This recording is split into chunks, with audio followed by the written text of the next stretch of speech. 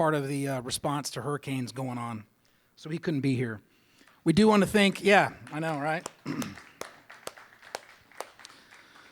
We do want to thank The Door for hosting us again. John, Russell, Rick, appreciate it very much. So special guests, we have an online audience, and of course all of our alumni out there that have been here before. What is the BBC? Have you ever been here before? This is not a safe event. Lots of good discussion, so we hope you guys will enter in.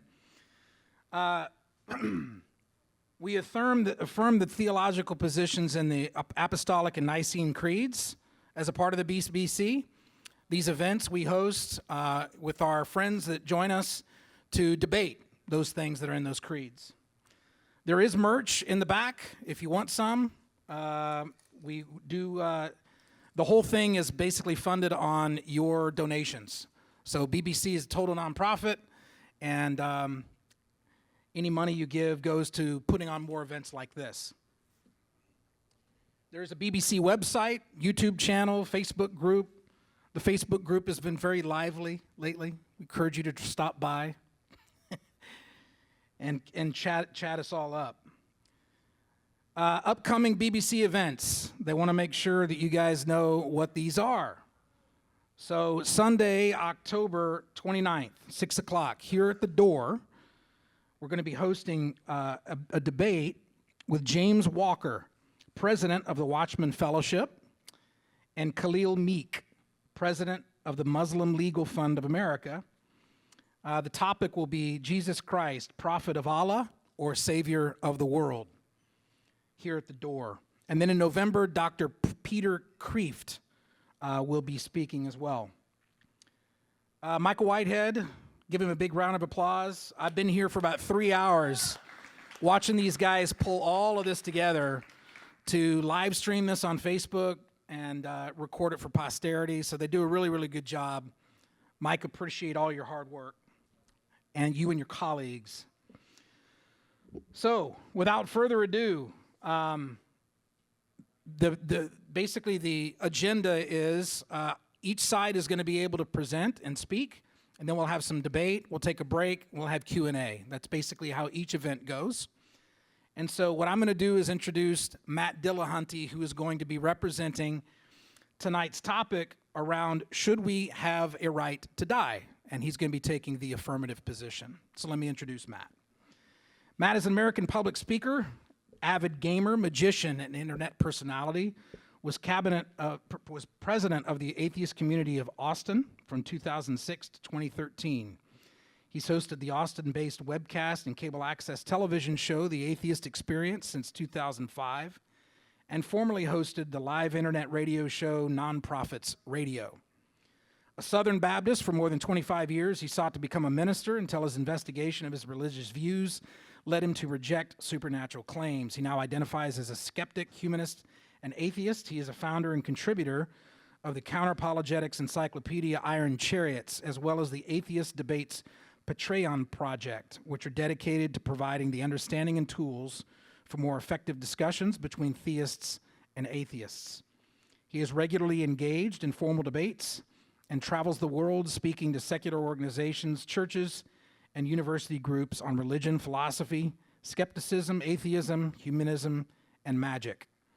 He's married to Beth Presswood, a microbiologist and winner of the Austin Chronicles listener-selected best podcast, Godless Bitches. They live in Austin with their 4 cats, 2 snakes, and the occasional scorpion.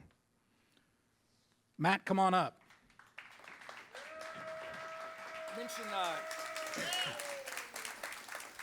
Make sure you tip your bartenders. Appreciate it. Do I need to use that mic at all, or is this one fine? Okay. So just for the record, last time I was here, I asked Ezra to shorten that ridiculous introduction, but I think he likes saying godless bitches, and unfortunately we're now down to 1 snake instead of 2. Sad days. How's everybody doing? Thanks for coming out. Thanks to the online audience listening to this stream. Should we have a right to die? Yes. I mean, I wanted to shorten it up a little bit. Hopefully I won't run on forever. And there was a part of me that wanted to instantly start with, life, liberty, and the pursuit of happiness. and the preservation to secure the blessings of liberty, so that we get into the foundations of what the United States was founded on. Of course, this is irrelevant, because when I'm talking about whether or not we should have a right to die, it's not limited to the United States. This is about humanity on the whole. And the basis on which we go about determining rights, you could do it two different ways. You could deny all rights until you come up with a good reason for why you should have a particular right. That's problematic, because first thing you have to do is come up with a good reason why you're allowed to come up with good reasons to grant rights. Or you could just begin with, you have every right, and then we begin to restrict and limit it for good reasons. And so my position is that we should protect the right that I think we generally have, if not explicitly, at least implicitly. Though I'm not going to claim that there's anything intrinsic in humanity that affords us this right or any other.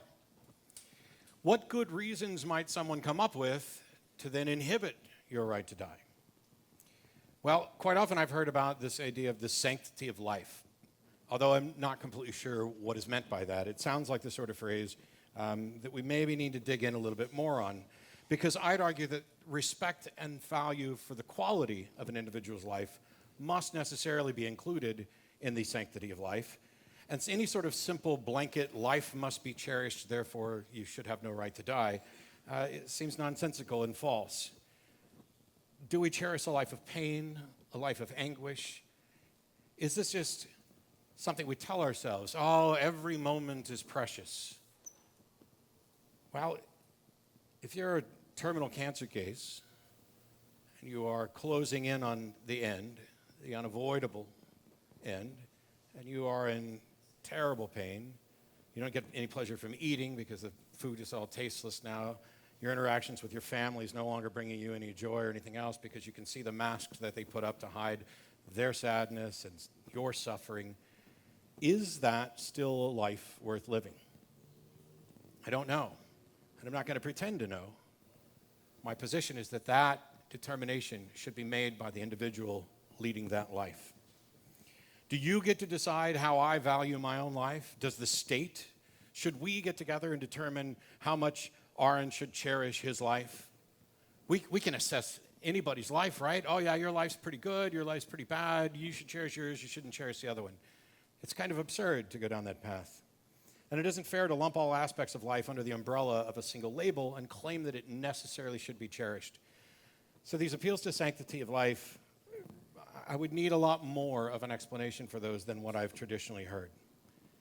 Another reason is this fear of consequences. If we encourage and allow people to make up their own minds about how to end their life, to do so with dignity, to do so on their own terms, there is occasionally a fear that, oh no, we are encouraging people to kill themselves.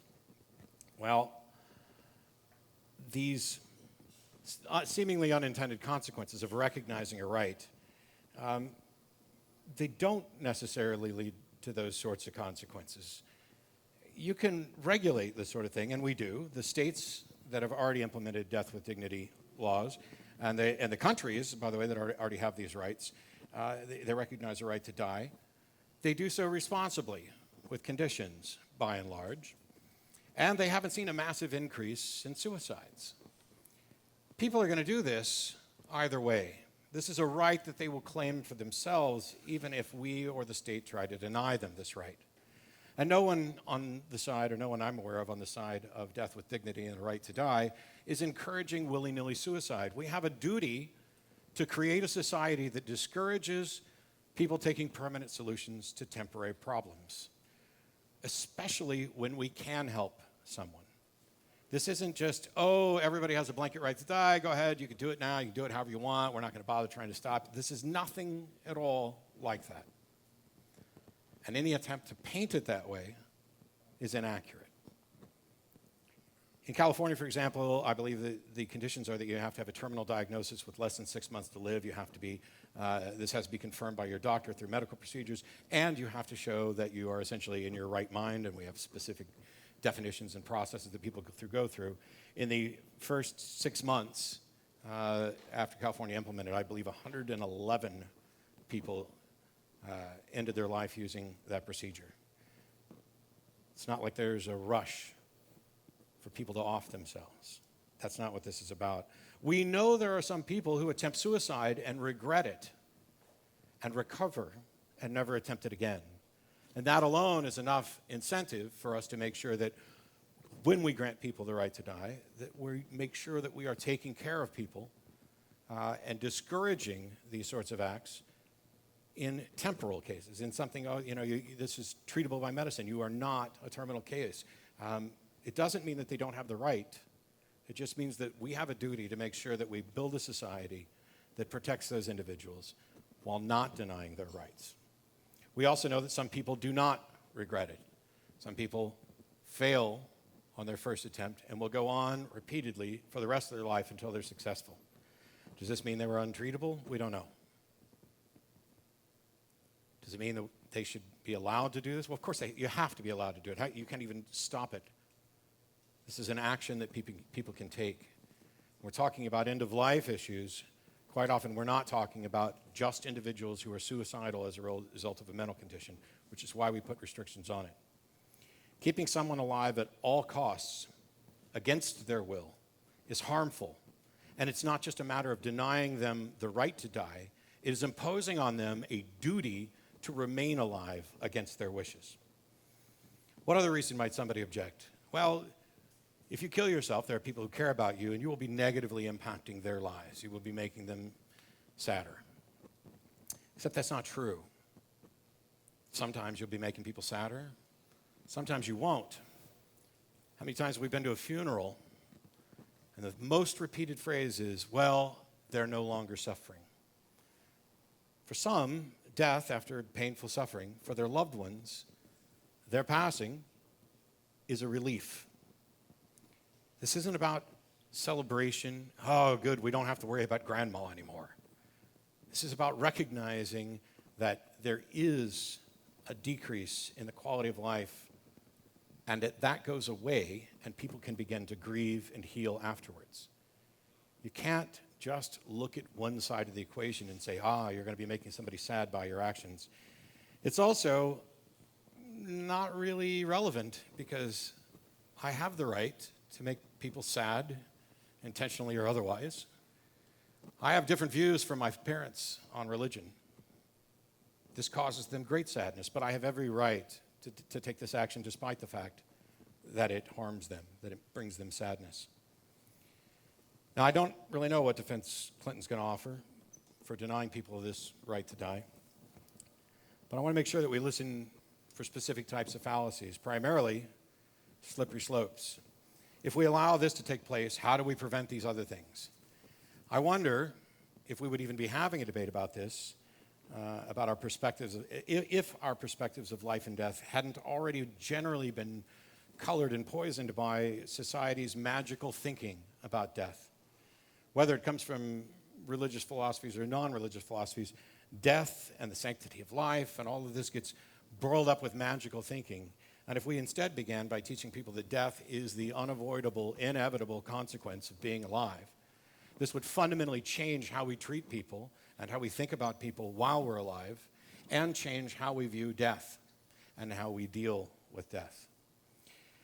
If we allow people the right to die, how can we stop this from becoming something else? How can we stop this from becoming the state's just going to kill the infirm or the mentally handicapped or the people who can't contribute anymore? How do we stop that? These sorts of arguments, which I'm not saying he's going to make, but I had to spend a lot of time thinking about and reading about what common objections. Because absent objections, we have that right. That's the way we work. Well, that's the way things work when it comes to rights. If we allow people access to guns, how do we avoid them being misused? It's a good question. And yet we allow people access to guns and we legislate. If we allow people to drive, how will we make sure that we avoid accidents or intentional harm from motor vehicles? A right to drive doesn't mean that you don't have to take a driver's test. It doesn't mean that you don't have to obey speed limits. It doesn't mean that you have the right to drive intoxicated or impaired. The right itself is independent of how we may, in fact, limit it based on reason. All of these potential slippery slope questions are examples of the sort of fear-mongering that we see anytime there's a challenge where we want to actually protect basic rights for people. Interracial marriage, oh my gosh, it'll destroy the sanctity of marriage. Same thing with same-sex marriage. Same thing with integration in schools. And all of the fear talk that come along with what's going to happen. The world has not stopped. It hasn't gotten worse. We've continually improved both our understanding and our application of how we're going to treat people and what rights they should have. How would you enforce such a position? You don't have a right to die. Don't think of an elephant. You don't have a right to think of an elephant. Well, you're all thinking of an elephant now. It's unavoidable. What good does it do for me to say you don't have a right to think of an elephant if there's no way that I can actually engage on it? I don't even know what you're thinking. If someone successfully commits suicide, who do you prosecute? Oh, well, we only want to limit, doctors from doing it or family members from doing it on their behalf. Okay, well, that's a separate issue that has to do with sub-right legislation. It has to do with the regulations of how we're going to implement it, but that has nothing to do with whether or not we should protect a right to die. The mere fact that I personally this evening may not be able to come up with a solution to any potential problem that somebody suggests tells us nothing about whether or not we should still guarantee a right to die. You can come up with problems till the cows come home. How are we going to solve this? How are we going to solve that? I don't know. But we can work on it. And at the end of the day, you have to point out a problem that is so intractable, so insoluble, that it should trump the very right we're talking about. Now, why is this so important? Why is it so important that we recognize that people should have a right to die and protect this?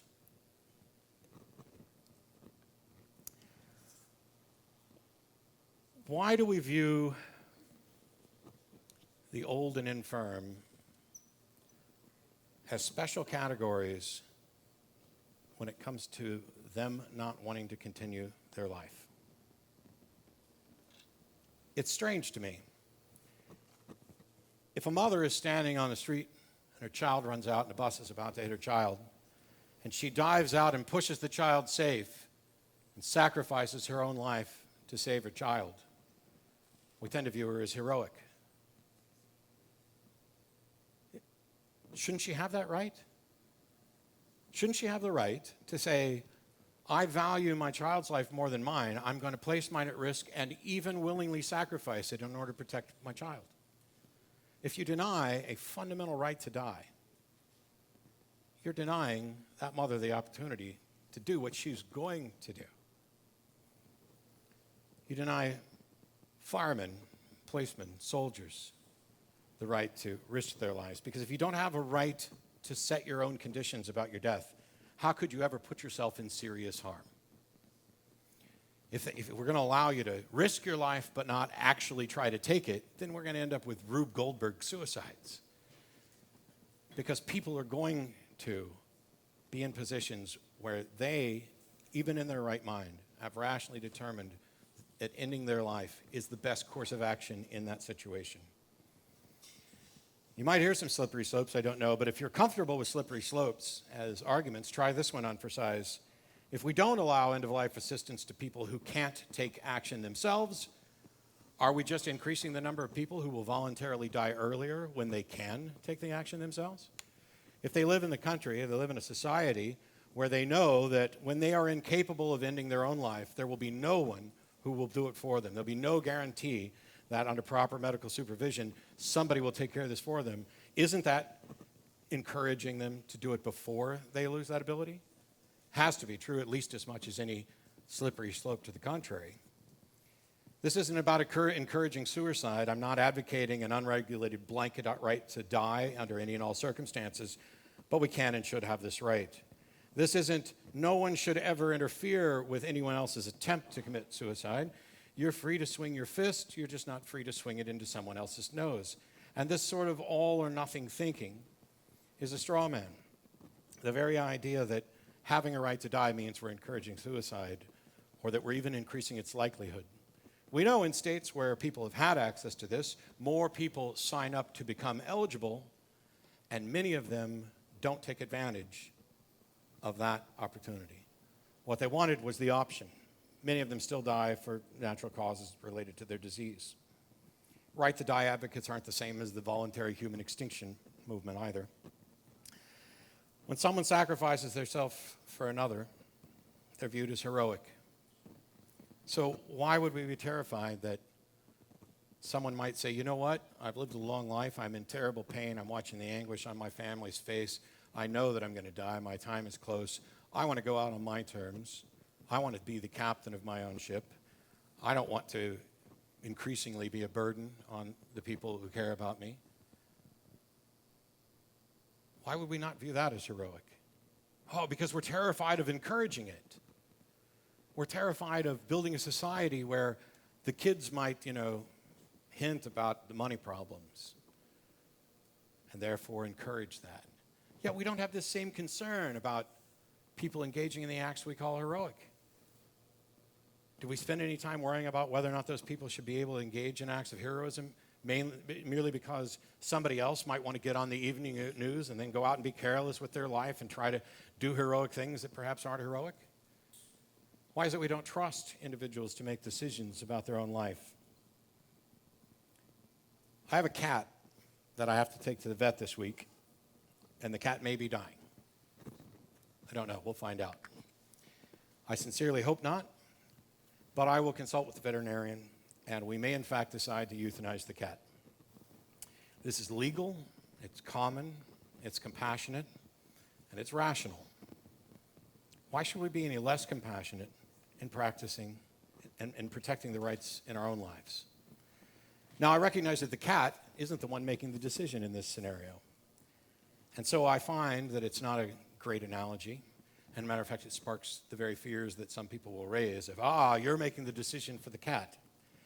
And so I recognize that there's an objection there where it may not actually be ethical. May not. I think there are good arguments to the contrary. But at least there's a sound objection here that the cat's not necessarily consenting to this. But that's a far stronger objection than I can find for denying people the right to decide on their own in conjunction with medical experts to end their life on their own terms. When a human being is dying without hope, with pain and anguish, nothing feels good, nothing tastes good, there's no joy, there's no hope, who are we to impose upon them a duty to persist, to survive instead of thrive, merely because they're no longer able to take matters into their own hand? This is a right that we can and should protect. And this right doesn't force anyone to exercise the right. But it can bring peace of mind to people who know that the option is available to them if this is their choice. There's a reason why we respect people's wishes about what to do with their remains after they die. It's not because they're not going to notice, they're not going to care, they're dead. It's not because even that we think they're in some afterlife watching to double check to make sure. We do it not only for their loved ones, but because it benefits their life the entire time they're living. If you live in a society where you don't have confidence that your wishes about how to treat your remains are going to be respected, this diminishes the quality of your life while you're living it. And in case it's not obvious, the quality of your life while you're living it is exactly when it's important. If instead you live in a society where you have a good reason to think that your wishes are going to be respected afterwards, this eases discomfort in your life. Now, I don't look forward to death, but I can imagine and have even observed real situations in which I would consider death preferable to continued existence. Knowing that my wishes are protected, knowing that my desire to end my life, even when I'm no longer able to do it myself, that removes a concern from my life. It makes me less anxious about the possibility of having to weigh each day whether I've reached the last point at which I might be able to take this action myself, or if I'm going to have to rely on somebody else, or if I'm going to have to put somebody else in legal jeopardy by imposing upon their compassion to do what is right, despite what may or may not be legal. We do have a right to die. There's no way you can prosecute somebody who successfully killed themselves. What we tend to be arguing about is whether or not we have the right to make our own decisions about how and when to end our lives, to end it on our own terms with dignity. And the only time it seems to matter is if we fail. Thanks.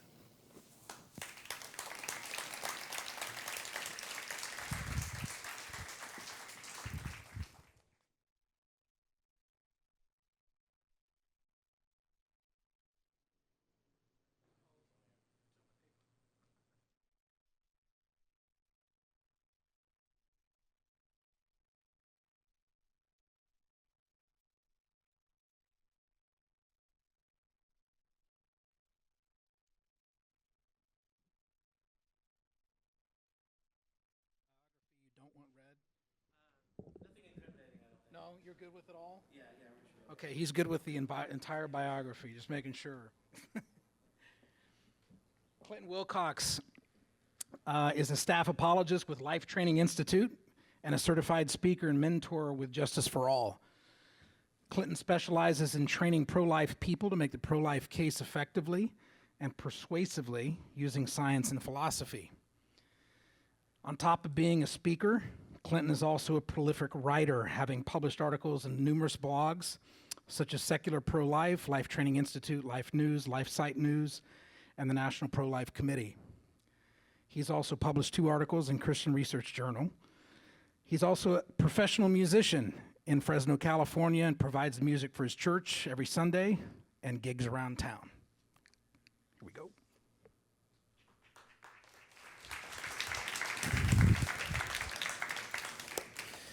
Thank you.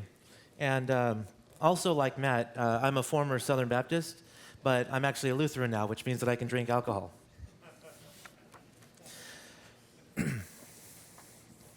Now, I'd like to thank Matt for coming out and debating this very important topic with me. And I'd like to thank all of you for coming out. I believe that debates are very important, and I believe that they present an excellent opportunity for 2 people who have educated themselves in a particular topic to come out and disseminate the information they've gained into people who may not have the time to read or study this particular topic. And so it can help you come to a conclusion that you may not have been able to come to otherwise. I've actually been pestering Ezra for the past couple years or so to get me in here to give a presentation, and he finally relented and said, yeah, why don't you come debate Matt, and we'll debate on this topic. And so, before I begin, I'd just like to tell you a couple of quick stories. And these are both true stories. There was a young child who was conceived in the womb, and a little bit later, a few months into the pregnancy, the doctors told the parents that this child has a rare form of spina bifida, and he's only going to be born with 2% of his brain. The doctors encouraged her to abort 5 times at least, and they said no each time. They wanted to have the proper amount of time with their child, and they went and even bought a small casket for the child because they knew that he wasn't going to survive for long after birth if he survived the pregnancy. Now, lo and behold, the child was born, and the doctors sealed up the hole that was in the base of the child's neck and inserted a shunt to drain the fluid. Another man by the name of Nick Vujicic is a motivational speaker, but when he was born with a rare disease, and he was born without both of his arms and his legs. Now, when he was a child, he was looking forward to what life had in store for him in the future. And when he was about 8 years old, I think it was about 8 years old, he decided, or he was thinking that he didn't think life held much for someone with his condition who was missing limbs. And he was seriously considering turning himself over when he was taking a bath one day and drowning himself. And one final boy was raised in a relatively small town. But every day throughout school, he was tormented incessantly by both boys and girls. He every day in and day out, was tormented and bullied by these kids. Every time a girl so much as misunderstood his intentions, she would threaten violence against him. And he found no respite at home. All of the negative things he heard at school were never countermanded by positive things that he might hear at home.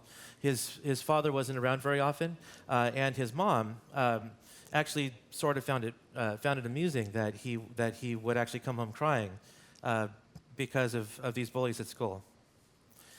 So each of these three might have what you might consider a good, or at least an understandable reason why they might end their lives, because of all of the torment that they went to. The topic that we're here to discuss today is, should we have a right to die? And I'm here to argue in the negative. This topic is significant because all of us at one time are most likely going to have to deal with these kinds of questions, whether it be with loved ones, friends, or family, or with ourselves. So I'm going to make my case today. Matt anticipated a few arguments that I'm going to make and a few that I am not going to make. I'm going to respond to some of Matt's points from his opening constructive. I'm not going to respond to all of them because I'm not sure that would be appropriate. I'm just going to respond to the ones that are relevant to my case. So the 4 arguments that I'm going to be making tonight is, first, I'm going to be making a rights-based argument. I'm going to argue that that the right to life is a natural right, and there can be no natural right to die, and that the government cannot institute a right to die. My second argument is going to be another philosophical one. I'm going to talk about suffering and what the elements of suffering are, and what they can and what they do to a human. And then I'm going to make a couple of pragmatic arguments. I'm going to argue that the right to die often becomes a duty to die, and I'm going to argue that legalizing things like euthanasia and physician-assisted suicide lessen the incentive for doctors to find cures to fatal ailments. So let's start with my first argument, my argument from rights. And now, Matt and I have a fundamental disagreement about what rights actually are, and I'm sure we're going to get into that in the cross-examination. But there are 2 basic kinds of rights. There are natural rights and there are legal rights. A natural right, I would argue, is a right that you have by nature, but by the kind of thing that you are, which is a rational agent, a human being. And so any right that we have naturally are rights that promote human flourishing. So you need food to survive, so you have a right to get food. You need water to survive, so you have a right to get water. Sex is a biological urge, and it's also how we propagate the species, so you have a right to have sex. I'm arguing here today that the right to life is a natural right. It's a basic human right because life, being prevented from being killed unjustly, promotes human flourishing. And as such, we do not have a natural right to die because killing yourself frustrates human flourishing. It does not promote human flourishing. So we do not have a natural right to die. We do have a natural right to life. So the next question logically arises, well, what about legal rights? A legal right is a right that is granted by the government. Some examples of legal rights are the right to vote and the right to hold public office. So the next question, of course, comes up, well, what about the government? Can't the government grant us a right to die? Don't they have the authority? Well, of course, they don't have the authority. The reason for that is because a legal right cannot be granted that frustrates or violates the natural rights of a human being. Think back a couple hundred years ago to when the United States had slavery that was legal. If it's the government that grants us our natural rights, well, then you would have to say that slavery was moral because it was granted by the government. A right to own slaves was granted by the government. But as we would all understand, the government was wrong to grant Americans or white Americans the right to own black slaves. And it was also wrong for white Americans to own black slaves despite the fact that the government granted them the legal right to do so. So this shows that the government cannot rightly give us a right that violates a basic human right, a natural right. And since the right to life is a natural right, a basic human right, the government cannot grant us a right to die because that frustrates and that violates the natural rights of an individual. My second argument is from the purpose of suffering. Now, obviously, nobody likes to suffer. It's not fun. It's not enjoyable. But it's also something that is part of the human condition, and it's not something that human beings have any right to or even should try to escape from. Well, what does suffering do? Suffering, for one thing, it helps with empathy of other people. The fact that all of us suffer at some point in our lives allows us to empathize with other people who also suffer. And it gives us not just the compassion, but considering that we've also gone through suffering ourselves, it also gives us the knowledge to help this person through their suffering. Another thing that suffering does is it builds character. A person who inherits a large sum of money when they're born and has everything handed to them on a silver plate is not going to understand or appreciate how difficult it is to come across money for the common person, and they're not going to understand the value of money. But someone who works every day for all of their lives, someone who finds money difficult to come by and has to work hard to earn money just to get by, they're going to understand the value of a dollar. And they're going to understand what it is to have money, what it takes to earn money, and they're going to be not only wiser about their own money choices, but they're going to have more compassion when it comes to helping those who are also in need. So those are my two philosophical arguments, that that we have a natural right to life, and so not a natural right to death, and the government can't grant us a natural right to death because it violates our natural right to life. And my second argument is that suffering is not something to be avoided. Suffering is something that we already go through because it helps us be compassionate toward other people who suffer, and it helps us gain character. So now let's turn to my pragmatic arguments. And I need to define a few terms real quick, because arguing about whether or not we have a right to die isn't, those who support things like euthanasia and physician-assisted suicide aren't just arguing that people who are suffering intensely have a right to die, but they also argue that, for example, people in a persistent vegetative state should be killed as well. So the first thing we have to understand is the difference between physician-assisted suicide and euthanasia. The only difference between the two acts is in how involved the doctor is in killing you. With physician-assisted suicide, the doctor prescribes you a pill which you then take at your leisure. In euthanasia, the doctor directly kills you by injecting some kind of lethal injection or whatever method he would use. And euthanasia itself comes in two varieties. There's voluntary euthanasia, in which you have indicated before this happened that you would want to be taken off life support or to be killed if you reach a certain point in your illness. And then there's involuntary euthanasia, in which you haven't expressed such a desire, but the doctor deems that for whatever reason you should be taken off life support, or you should be killed, or whatever the situation would be. And so additionally, we have people who are in a persistent vegetative state. And people who are in a persistent vegetative state are not brain dead. In fact, their higher brain function is gone, but their lower brain function is still functioning. And so they're still living human beings. They are still, they're not able to feed themselves. They have to be fed through a tube. And they're not able to do their bodily functions. And there's some debate about whether or not, or how much consciousness there is going on there with someone in a persistent vegetative state. But these people are still alive, and in order to make someone in a persistent vegetative state a corpse, you must physically kill them. So my pragmatic arguments, and actually I should probably mention too, that Matt was talking about that we have a right to die. But what we're talking about then, because with the situations that I just expressed, the physician-assisted suicide, euthanasia, and persistent vegetative state, is we're not talking about whether or not you have a right to die. What we're talking about is whether or not we should grant a third party to kill you and have them gain legal immunity from killing you for that situation. So it's not really a debate over whether or not you have a right to die. It's more along the lines of a debate of whether or not we should grant the doctors immunity and the legal right to kill you. So my two pragmatic arguments then. Number one is that a right to die often becomes a duty to die. And now here's where I have to bring up the slippery slope that Matt talked about.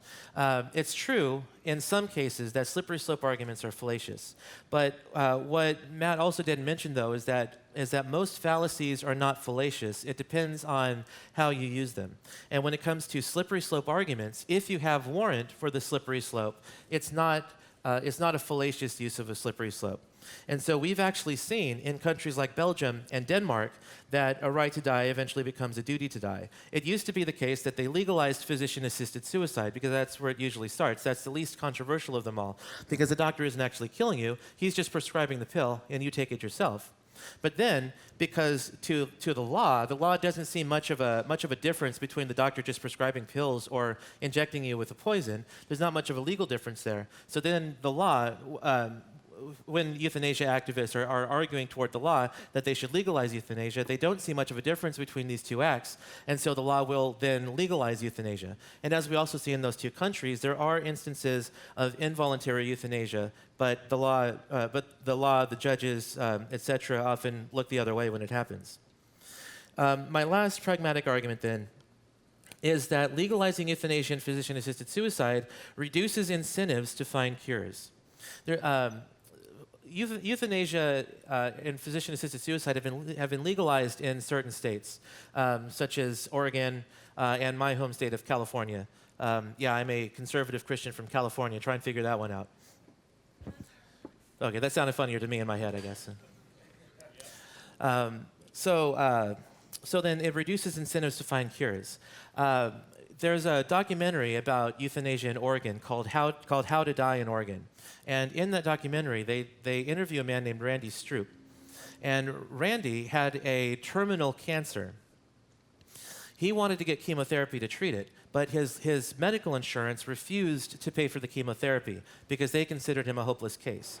But his medical insurance would pay for the suicide pills that he could kill himself with.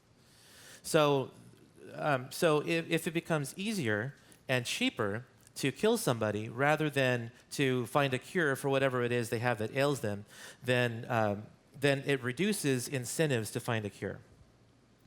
So, and now just for a couple of quick responses here, that some of the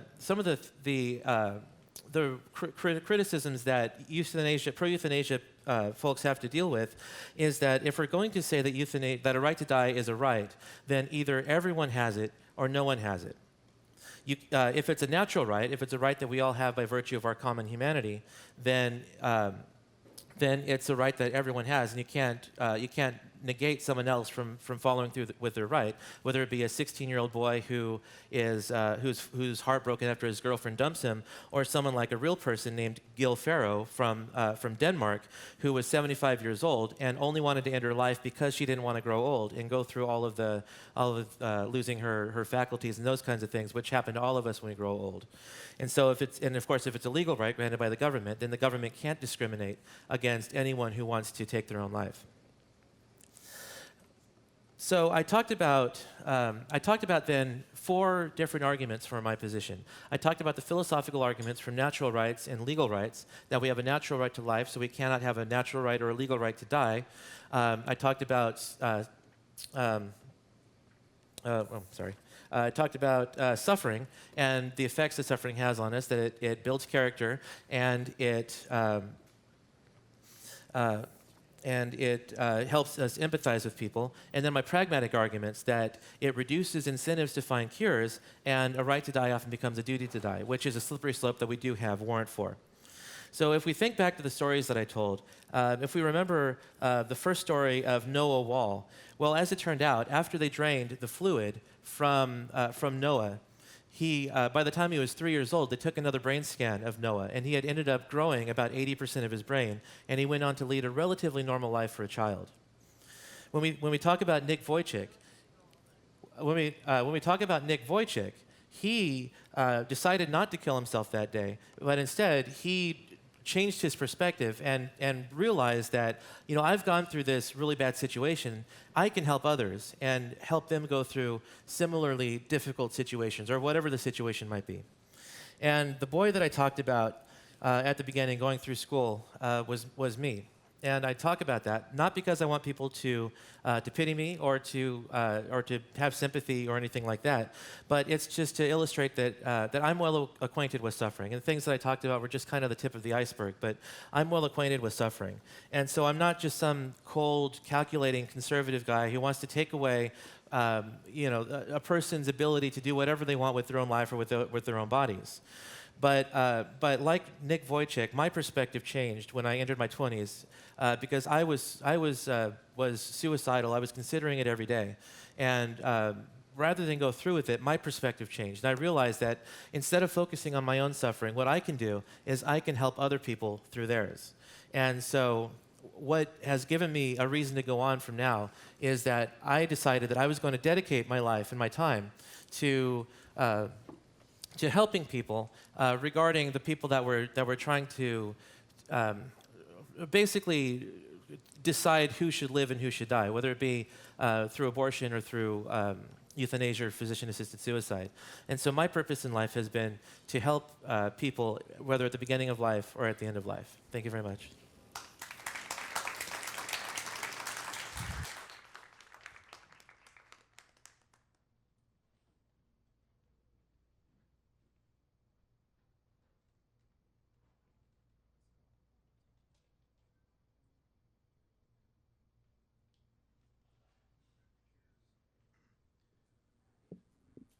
Rebuttal time, right?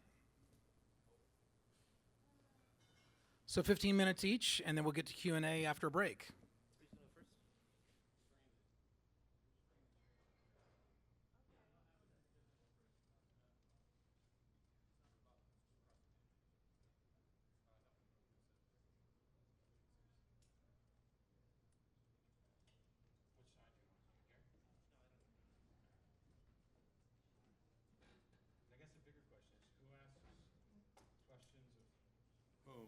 should that be whose? That may be the bigger question. Who or whom? Yeah. First.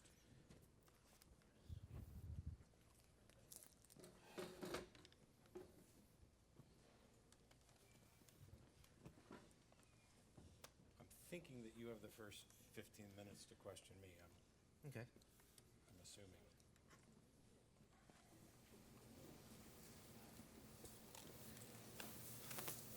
Okay, well, I can go first if you're okay with that.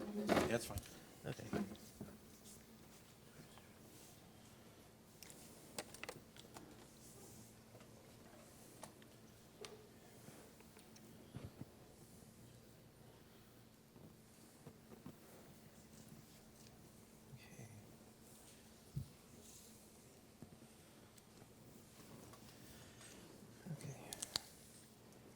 Okay, are we ready to go, or? Okay. Okay, so Matt, thank you again for joining me tonight. So a question I have for you then is, obviously we have a difference of view on what our rights are. And so you talked about how a person's rights, or basically we should start with all rights and then restrict them when we have good reason to do so. What's your reason for believing that we should start with all good rights and then only restrict them when we have good reason to do so? Because you can't get started with the alternative. You can't get started by saying you don't have any rights until we grant them, because you first have to grant yourself the right to grant rights.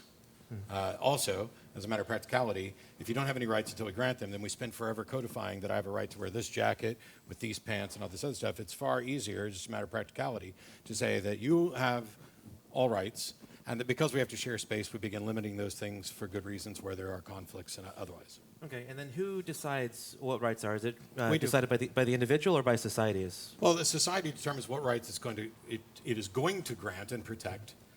We as individuals can decide for ourselves what rights should we think be granted, and then we make the case and attempt to compel everybody else to agree that we've made a mistake in limiting a right, or we've made a mistake in not yet limiting a right that's granted. So then you would say then that that the government has the ultimate veto over what rights we actually have?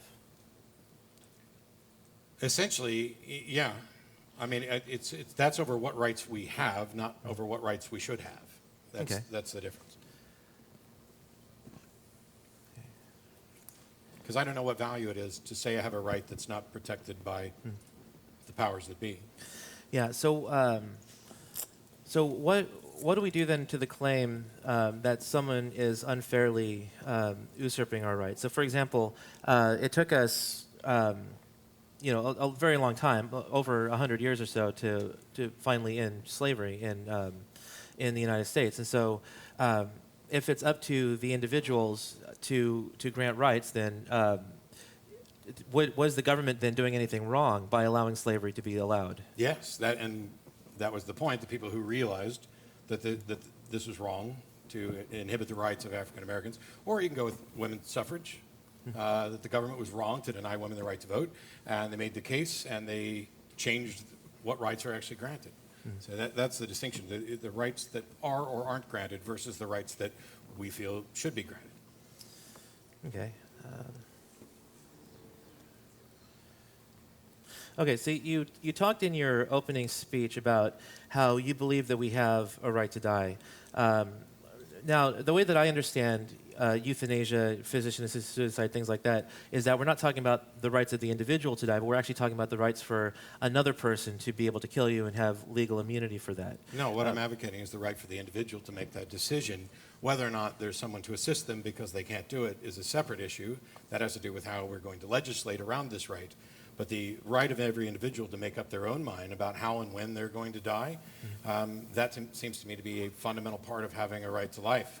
Because otherwise, you're now no longer in control of a very critical aspect of your life, which is how it's going to end. Okay, so then would you say then that everybody has a right to die? Well, I think that everybody can die. As a matter of natural law, it's unavoidable. Yeah. Is everybody currently granted the protections of their ability to decide how and when they're going to die? No, they're not granted protections in every case. Yeah, I'm just thinking aside from legally, because if we talk about how the government can legally take someone's rights away, and they might be right or wrong to do so, but you would still say that the individual himself has a right to die, or would you say that if the government says no, that we shouldn't, that he wouldn't have a right to die then? So this is where we're distinguishing between natural rights and legal rights. And primarily, I'm only concerned with legal rights because what one person says is a natural right, somebody else is going to disagree with. For example, you listed among natural rights the right to have sex. I don't even see how anybody could say that you have a natural right to have sex because that requires the consent of another person. If there's no other person around to give consent, it's not like you have a right to have sex. Yeah, true. And actually, that was actually a point I forgot to raise, the difference between positive rights and negative rights. So I would say that the right to sex is a negative right, that no one has a right to prevent you from obtaining within reason, because I think consent is also important. Sure, but sure. it's not a positive right where a woman is obligated to give you sex if you want it. So that's a distinction I would make between the two. Well, it doesn't just have to be a woman, I point out. Yeah, right. I didn't mean to. But also, but my point they could lock stands, you though. up in a cell and deny you access to sex as well. Yeah, and so right, and that goes into what the role of government, what the role of the law enforcement is, and whether or not they have the right to. Sorry about that. It might be my beard scratching against the mic. I'll try to watch that. So then, would you say? Because because I'm just trying to understand your view a little bit better. If a person believes that they have a right to die, but the government says no, you don't have a right. For example, you don't have a right to euthanasia, for example. Would you say that human being, despite believing that he has the right to die, would you say that he actually doesn't have the right to die because the government hasn't granted it? Or would you say he has the right anyway, and the government is basically infringing upon it by not granting him that right? He doesn't have the right. He should have the right. Okay. This is the distinction between, do you have and I'll just make it easy. Do you have a legal right versus should you have a legal right? That's the distinction. Okay. All right. So then, how I guess my next question would be, how far would a supposed right to die go? Like if the government were to grant that we have a right to die, how far should that go? Would you extend that to just people who are severely suffering, or would you extend that to anyone who's severely distraught and wants to end their own existence because of it? I don't know how far it should go. I do know that we can at least come up with a case where I would wholeheartedly say someone should have the right to die. And the states that have implemented it, your terminal case with 6 months to live and, blah, blah, blah, blah, blah. I don't think those go far enough to suit me. But irrespective of where we draw the line, as long as we draw it where there's at least a case, then my position stands that we should have a right to die under certain circumstances. As I pointed out, I'm not, as far as what rights someone should have, you should have the right to end your life whenever you want. That said, we have to share space. And because we know that there are people in your examples and in other examples who may have attempted suicide and regret it, because we know that's the case, we now have to take that into consideration when we figure out how far this goes. But we don't get to have a discussion about how far it goes if there are people who seemingly be holding your position, which is you just should not have that right to kill yourself at all, to determine anything, in any circumstances, no matter how close to death's door you are. If there's no way to broach the possibility of having this right, then any discussion about how far those rights should extend never gets to get started. Okay. One of the arguments that you gave was that countries would do so responsibly if they granted people a right to die. So my question would be, because we do have examples of people who have been killed in other countries through euthanasia or physician-assisted suicide who did so for what I would consider to be a frivolous reason, such as the 75-year-old woman who died because she just didn't want to grow old, and another woman who was severely depressed in Belgium who was 24 years old, was allowed to die just because of her severe depression. That doesn't seem like a responsible handling of granting a right to die to me. Or would you have a different idea of that? My argument wasn't that countries would or have done this, but that it can be the case that we would have good policies that would limit the sort of things, perhaps the things you object to, although you seem to object to every aspect of this. So perhaps we shouldn't use you as the litmus test for what we should allow. But the fact that somebody killed themselves under circumstances that you don't think are right is irrelevant, as is pointing out, here's an example where this went wrong. Here's an example. It doesn't matter. how many examples you can point to that it went wrong. That doesn't change whether or not we should permit this under other circumstances. If you have no circumstances under which you would allow someone to control when they're going to die, I think in some of the examples that I talked about in my opening, I think those are going to come back to haunt you and show a contradiction. But I didn't say that everyone was going to do this, implement this right in the correct way, because I'm not even convinced that everybody's going to implement the right. We're still trying to do a lot of work to get more than, 4 or 5 states and a couple of countries to implement fairly strict, incredibly limited rights to death with dignity. I mean, I don't think California just goes far enough, but I'm at least happy that that option is available for the people who qualify. Okay, so if you believe the country should be responsible, and obviously you would believe the United States should be a country that legalizes or gives us a right, grants us a right to die, essentially. Considering all of the crazy things that the United States have done in the past, like we've legalized slavery, we've we took this land from Native Americans, we've gone to several wars. Many of them were not justified. All of these kinds of things. On what ground do you believe that this country would be responsible in instituting a right to die? I didn't say that this country necessarily would, but first of all, there's nobody alive who's responsible for slavery. We've learned a lot since then, and you don't limit freedoms just based on maybe we can't trust the people in charge or maybe we can't trust people. That is the antithesis of freedom. And so you go into it with the recognition that we're probably going to get stuff wrong on occasion, but that the goal is improvement. Now, hopefully we are never going to go back to where we're enslaving people. Hopefully we're not going to take the right to vote away from women. Hopefully we're not going to be starting more frivolous wars or wars that you and I would perhaps both object to. There needs to be no assurance that we're absolutely going to get it right. What there needs to be is this is a right that we should grant, and we should grant it with the focus of making sure that we implement it in the right way. It's just as silly as, silly is probably not the word, maybe it is, as saying, oh, well, we know people have had automobile accidents in the past, so we're not going to allow people to drive anymore. Well, cars have gotten safer. We've made improvements. At the time that we started allowing people to drive automobiles, we had no guarantee that it wasn't just going to be accident and catastrophe right after another. But that's the nature of life. You know things are going to happen, and you don't trust that everybody's going to get it right. You trust that a good chunk of people are going to try to get it right, and that we're going to learn from our mistakes and get better. Mm-hmm. Okay, so there's obviously a fundamental disagreement that I would say we have a right to drive because there's nothing inherent to the act of driving that is immoral, whereas there is an inherent immorality to killing ourselves. But that's, again, just a fundamental disagreement that we would have there. Definitely, because I don't see how you could possibly say that it's inherently immoral to kill oneself. Yeah, well, okay, so let's return to your idea of rights for a moment here. You say that we should begin with the assumption that we have all rights and then restrict them when we have sufficient reason to do so. Right. What, in your view, is a sufficient reason for denying someone a right? Yeah, so what I talked about, and this is going to vary depending on which thing you're talking about. By and large, you need, in the United States, which I'm going to go with in part because I think this should apply elsewhere as well, a secular, hopefully science and reason-based justification. And the real point is that there's a recognition that you and I have to share space. And so my rights and freedoms to move around and do things impact the people around me. And if those things impact the people around me to a sufficient degree that it is incredibly disruptive to society, where it outweighs my right to do that, you know, I didn't wear a particularly loud jacket today, but I have been known to do that on occasion. And if it turned out that me wearing loud jackets was a significant disruption, then somebody could make a case that I should no longer be allowed to do that.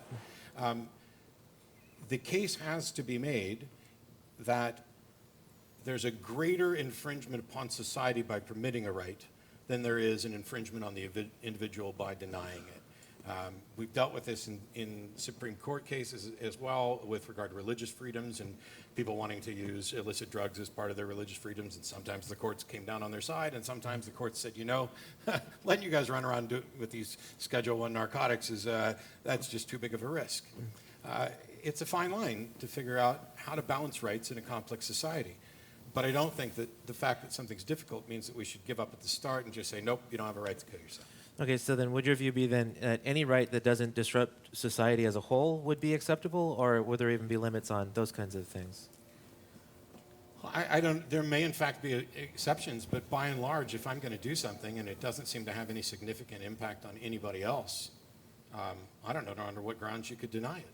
Okay, because I'm thinking of some possible counterexamples to that idea. So, for example, we can conceive of a situation in which say the government is apart from the awareness of the American people, are kidnapping homeless people and then harvesting their organs. Now, that wouldn't disrupt society. Nobody's going to be aware of it, but it still seems like that would be wrong. The people they're harvesting are going to be aware of it. That's a violation of their individual rights. Yeah, but we're talking about homeless people, though, and I'm not denigrating. I'm not denigrating. No. Okay, no. Sorry. Hold on. Let me clarify. I didn't mean that. I'm not denigrating the value of homeless. In fact, the reason that I'm bringing this up is because I think homeless people are valuable members of society, and this would be absolutely wrong to do. What I intended to convey was that these are people that are not contributing to society in a meaningful way, and so they're not worth less because of that. But it wouldn't be a disruption to society because you're not disrupting anybody's work. You're not disrupting. You're not disrupting the cash flow into the government or anything like that. So it seems like that could still be. You're missing an incredible point. Which I actually addressed earlier. First of all, they're valuable whether or not they contribute to society. They're valuable because they're human beings, and we have this right. So, but okay, I just said I wasn't saying the opposite. So this was a little bit of a fumbling of phrase. I don't think he's anti-homeless person. Right. So it does affect society because just because somebody's homeless doesn't mean they don't have value. But let's say it reminds me of a scenario where somebody says, okay, there's somebody who's in a persistent vegetative state in the hospital, and we could go in and have sex with them without their consent, and nobody's harmed. They're not even aware of it, nobody in society. What's the harm? What's happened? And the answer to that is the same as the answer for why we respect people's wishes about what to do with their corpse when they're dead. It's not because they care, it's because it affects their life beforehand. It's because if you live in a society where that sort of thing's going on, and if you think people aren't just going to notice that homeless people are going missing, I don't know what to tell you. But if you live in a society where you think there's a likelihood that if you become homeless, you can then be killed and harvested for organs or whatever, that fundamentally devalues your life there. It affects all of society. The very idea that we could come up with a scenario where we can do something and nothing else is affected reminds me of the children trying to come up with the perfect bank robbery, which is getting more and more difficult. So there's no reason. I'm talking about real people who are of sound mind, wanting to put an end to their life.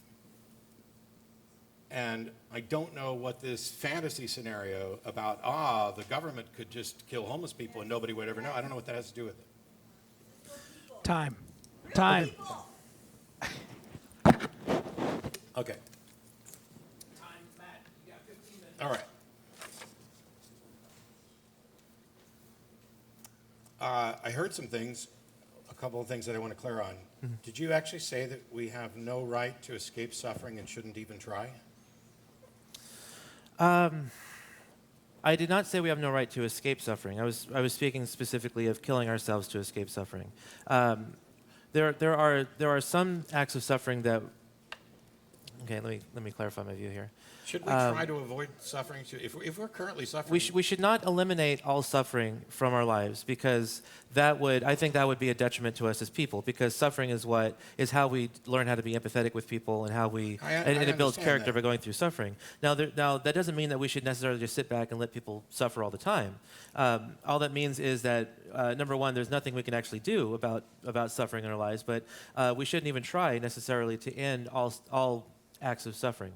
Because of the positive benefits that it has to a human being. Well, I don't think it's possible to end all instances of suffering, but I do think it's a positive goal to try.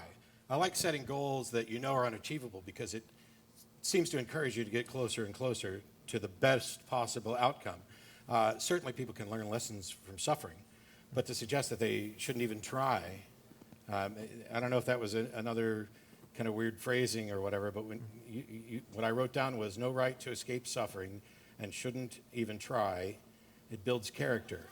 Now, when it comes to something like euthanasia, physician-assisted suicide, What character building is going on for the 95-year-old stage 4 lung cancer person who's been bedridden and has bed sores and no longer has even family members coming to visit and can't enjoy food and is barely awake from time? What character building is going on there that we need to force them to remain alive? Yeah, so my position, and again, I don't believe I ever said that we should never try to escape suffering and that we have no right to escape suffering, period.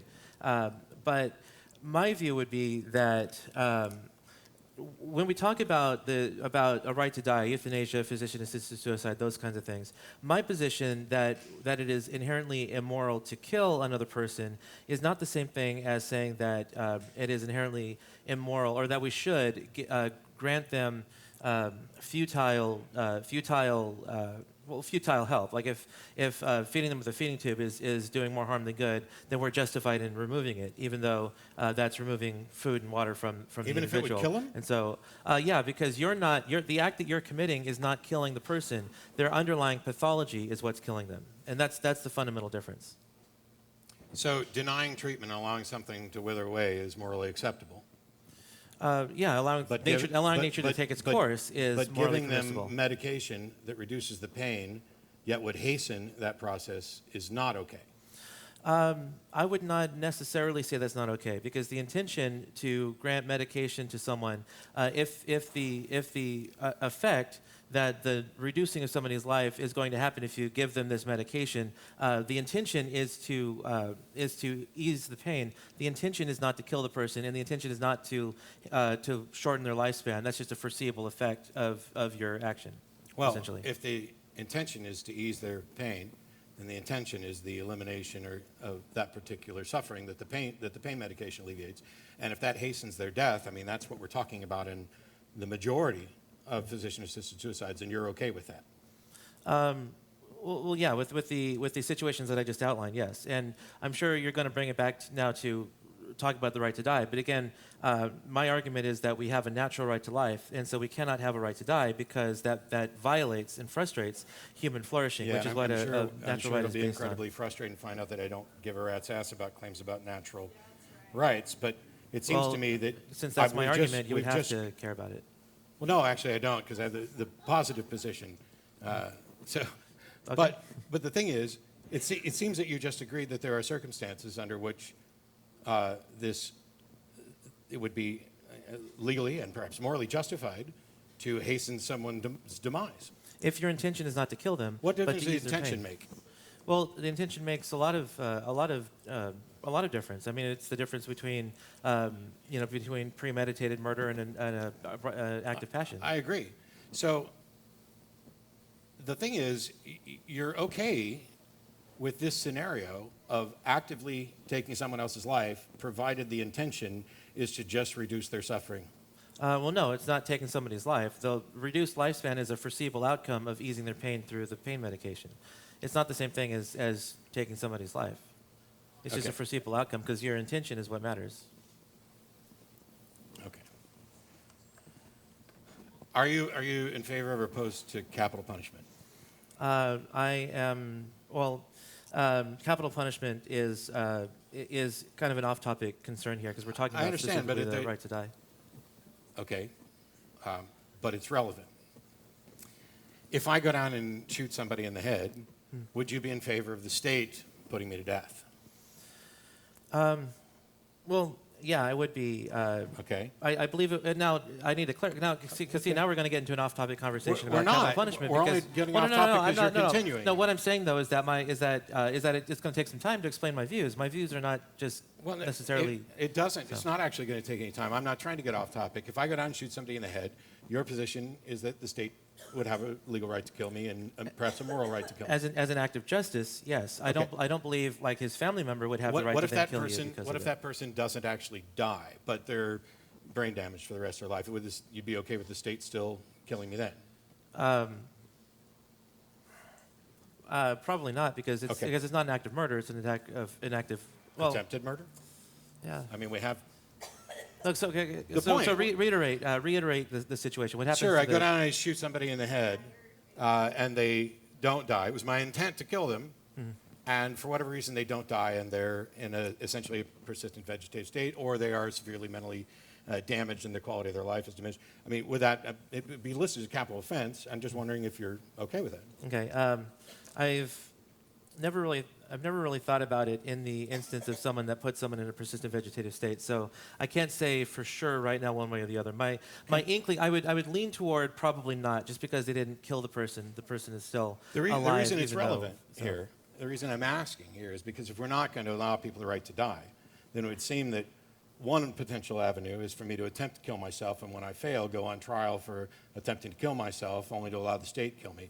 And I bring that up not facetiously, but because it's frustrating to me that there are people who are okay, they want to talk about natural rights and keep this separate from legal rights, as if the natural rights somehow have a primacy. When we talk about what the state can do, they can decide when you die. The state can decide. And I shouldn't say they, because we are the state, but it's okay if, as a matter of legislation, the state can kill someone, but somebody can't kill themselves. Well, right, because when the state kills somebody, it's an act of justice. The only way that the state And can when a kill person somebody... kills themselves, it's an act of compassion. Well, the reason that the state can kill somebody is because they have taken a human life, and that's the only case in which the government would be permitted. So to if take I don't human have a life. right to die, it's probably better for me to go out and commit suicide by cop. Well, I mean, you could do that. I would say you probably shouldn't, because I think I agree. I think that individuals, because my personal view is I don't think individuals even have a right to commit suicide. But again, like you've What been can you do saying, about yeah, it? there's nothing we can do about it. So it's not like I can say, well, we should. Well, I guess there is some things that we do about it, because if someone is, for example, mentally disturbed, they'll occasionally put you on a suicide watch if they think that you're going to Yes. to kill yourself. And as I pointed out earlier, I'm in favor of that. Mm-hmm. See, this right to die does not mean it's a right for anybody to do whatever the hell they want. It's not a right to just run around committing suicide. You can make a case for that. When you talk about how far should this go, you could make a case that it should go this far, that I am ultimately the captain of my ship. And if I decide that this debate was the last debate that I want to do, that I just can't take this anymore, and I don't want to continue living. Hopefully, I'm not that bad. No. But if that's what I decide, I can go out and take that action. This is independent of whether or not you have a legal right to, or even perhaps, I don't know how you could not have a natural right to do this, since it's an action I can clearly take, naturally permissible, not whether or not it's moral. There's not only is there nothing anybody can do about it, but if I fail, we have to recognize that we share space, and that if you were in a position where you were going to kill yourself over something that we knew to be temporary and potentially fixable, we would have a duty to do what we could to get you to the point that you are free from that desire. We may be able to, we may not. But that's independent of whether or not you have a right to decide, I'm absolutely done, and end it. And if you're okay with if there's any circumstance in which, you wanted to make this distinction about intent, but if I give someone an overdose that is more than I know that they need to just ease the pain, and I know this is going to kill them, and it's because I know that they're going to be dying anyway, what's the difference between, I'm not intentionally, I think we end up faking it and lying to ourselves about it a lot of times anyway. I'm not really trying to kill him, we're easing the pain. That's the lie that we've forced people to tell by denying this right. That is decreasing the value of life all over the place, because people know they're now lying to themselves, or they've had to put some family member in the position of being the one that pulls the plug, because instead of dealing with this in honest terms, that this person is going to die, and they want to die, and they have made the decision to end their life, they're just not capable of doing it on their own, that somehow we're not allowed to engage in compassion. We can only engage in, I'm not intending to kill you, I'm just intending to ease your suffering. And we're doing harm to loved ones and to doctors by not actually carrying out the wishes of the person. What's wrong with carrying out the wishes of the person? Well, because if we're talking about compassion, compassion still has to give way to what's ethically permitted. And so, because, for example, it'd be an act of compassion for me to rob a bank to feed a starving family, but that would still be wrong. Why wouldn't it be ethically permitted? That's the key. I think that's the key to all of it. Well, yeah, and I've made a case for that, but you're saying you don't care about my case, and you're going with your own case. I made a case that we have a natural right to life, which means that we don't have a natural right to die. And so You made a case we had a natural right to sex. But we don't. Well, we do, because it propagates this, and I already told you the difference between Sure. the two types of rights. You don't have a right to force yourself on a woman. You don't have a positive right to it. I don't see why you wouldn't have a, because I don't see why you wouldn't have a right to end your life on your own terms. Saying we, How is it unethical for me to decide? How is it any more unethical for me to decide to end my life than it is for me to decide which car I'm going to buy? This is a decision that it's affects unethical for you to end your life because people have obligations to themselves, and you're not going to agree with me about that if you don't care about my if you don't care about my case. But you're not even attempting to interact with my case. If I'm the only human being left in the universe, do I have an obligation to myself to continue living? I would say so. Why? But that's because my position on rights leads to there. And right, but again, your position on rights. So I'm talking about if I'm the only living thing left in the universe. There's no interactions. There's nobody to be sad. I have nobody to interact with at all.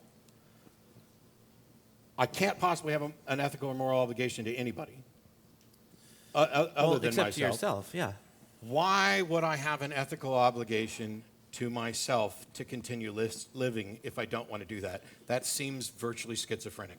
Well, it does to you because you have a difference in opinion on rights. But my view on rights is that whatever promotes human flourishing are the acts that we have a right to do, or the acts that we're permitted to do.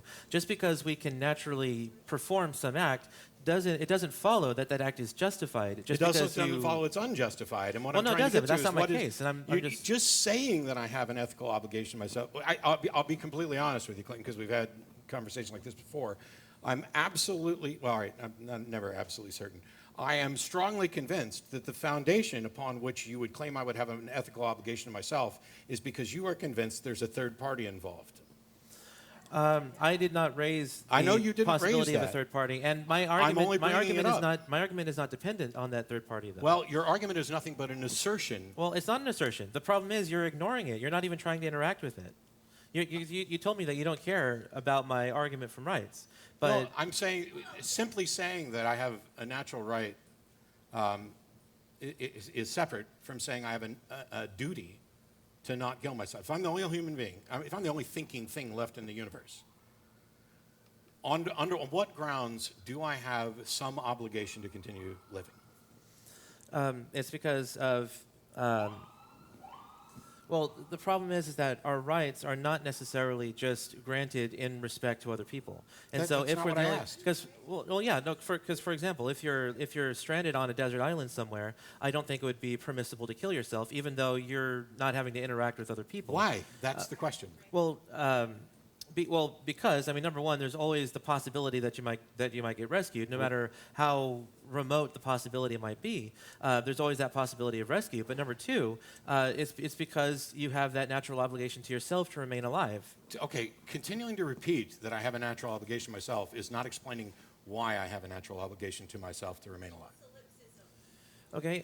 Well, I mean, I was just okay. Well, you haven't specifically asked in so many terms, but essentially, my view of rights is that the fact that we have rights is dependent on the fact that we belong to a rational kind. We are rational agents, and so that's the reason why we and not lower animals have rights, is because we have the capacity to understand to understand not just the moral law, but to understand the obligations and things that we have, and so a right is, in some sense, something that grounds my obligations to others. If I expect them to respect my right to life, then I must also respect their right to life. I don't know how any of this gets to my obligation to not kill myself if I'm the only person left alive.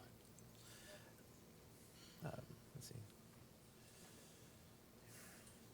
I think we're done, so we have to save it for another time. Okay, no, because I might be, yeah, I probably need to word it better, and I apologize if I haven't been, but. Debate for another day. It's time. Right. Hey guys, we're going to get ready to bring it back a little bit earlier than normal. You can grab all your seats. There's a man that's going to be coming through here in about an hour. We'd like to get through the Q&A. So go ahead and circle up and we'll get started. Oh man, I just finished my tea. If somebody gave me like a water, that'd be awesome. All right, are you guys ready? We'll go ahead and get it rolling. Bring it on.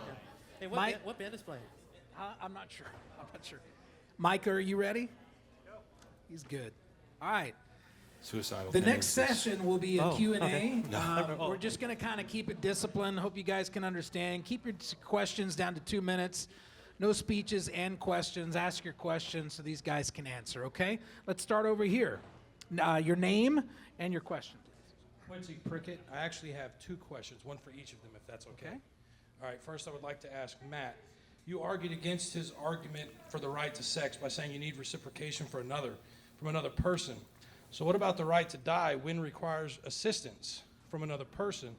And then again, what about the right to health care, which also implies enslaving a doctor, forcing them to do a procedure on somebody against their will? Oh, 2 questions to both of us, I guess? No, that was to you. Oh, okay. That was to you. I have a different one for him.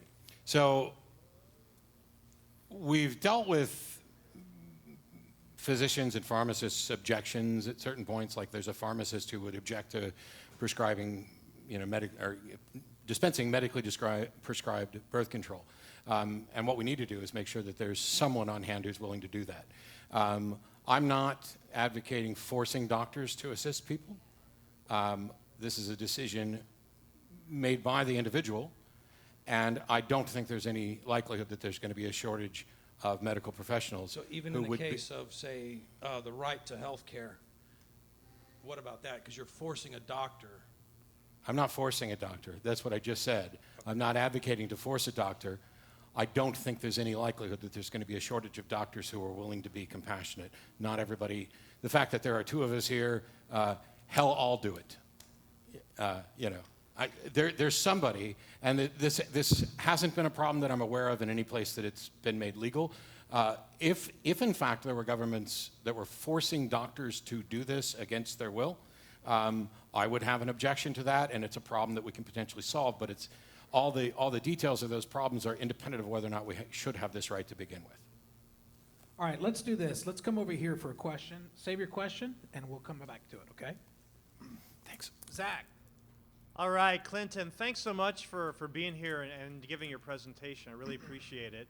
One of the things that it was just sort of occurring to me as we were chatting is, this is the Bible and Beer Consortium. We've got the beer.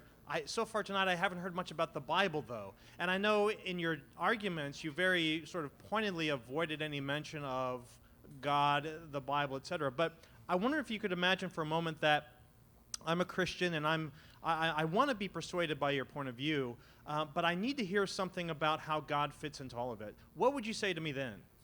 Okay. Well, you're correct in that I was here mainly to present a non-religious case, and the reason that I do that is because I never know who I'm going to talk to. I'm debating someone who's not a Christian.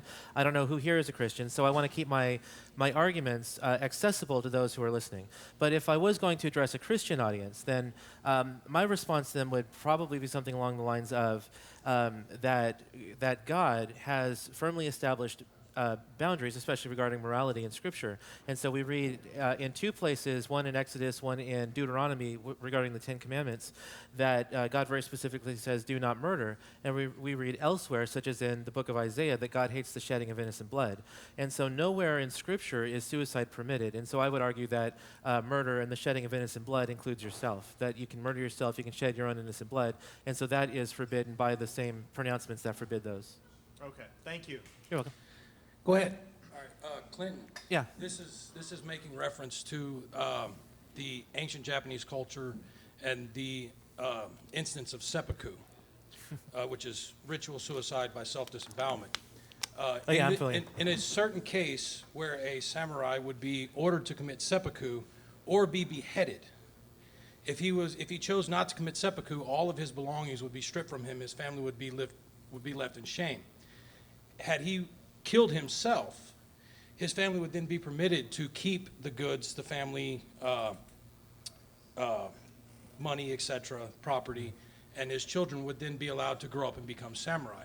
Would you, in this case, permit the right to die? Yeah, that's a good question. Often situations of such as a seppuku situation arise, and especially when it comes to critiquing arguments against euthanasia and physician-assisted suicide. And I think that my answer currently, now, I'm interested in pursuing truth, and so so if someone could present to me a good argument against this view, I would be intellectually compelled to abandon it. But my current view would be that he would not be permitted in committing seppuku, and the reason for that is because, number one, again, I believe that we have that we do not have a natural right to die or to commit suicide, and if he's going to be beheaded and these things are happening to his family, then it is the emperor or whoever it is that's going to be enacting these. The immorality is the emperor's, and so he would be the one who should be ultimately held accountable for all of the wrongdoing to the soldier that he's ordering to commit seppuku to. Aaron. I just wanted to note that the idea of suicide or euthanasia being the merciful death by request seems to be the only sort of killing that the Bible doesn't endorse. And so I'd like to ask from both of you how you respond. Like when we brought our dog who had terminal cancer, we had the dog put down, and everybody was holding the dog and petting the dog and cooing the dog as the injection was made to put him to sleep mercifully. But when my granddaughter died of leukemia, my daughter was told that she had to wait with the baby doing the labored breathing for 4 days to wait for that final last breath. Now, how is that merciful, knowing that the child is going to die, and there's no way around that, to put the mother through that, much less the toddler child? How would either of you address that situation? I'll go because it's quick. It's morally repugnant.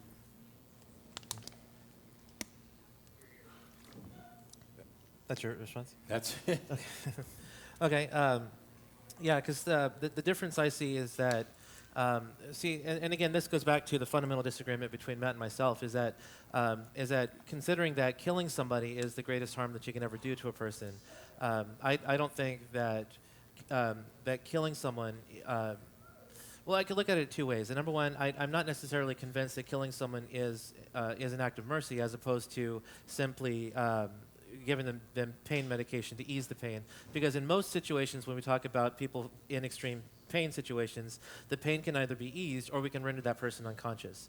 Now, they didn't give her pain medication? Hold on. One question at a time. Just a moment, please. How dare you, while she struggled on her own blood, how dare you talk about giving a toddler pain medication? One question at a time, please. We're not talking about Yeah, no. We're not So talking about the toddler. We're talking about the mother having to wait 4 days to count those labored breaths until they finally stop. yeah, and I wasn't allowed to finish my response, and so essentially, my view does not necessarily commit me to the view that if there is absolutely no way to ease pain or to render somebody unconscious so they're not suffering, my view does not commit me to the view that it would then be completely impermissible to end that person's suffering. If there is absolutely no way to ease it and they have no way to render the person unconscious, then it could be the case that because there's a greater moral consideration at work, that we have a conflict of moral duties. And so it could be that the more merciful thing would be to end the person's suffering by killing them rather than to allow the suffering to go on. But that is, number one, it's an extreme case. It's like arguing that we should never be allowed, it's like arguing that we should always be allowed to run red lights because we may have to occasionally run a red light to rush our loved one to the hospital. So my position does not commit me to the view that we can never take somebody's life if it's absolutely impossible to ease their pain.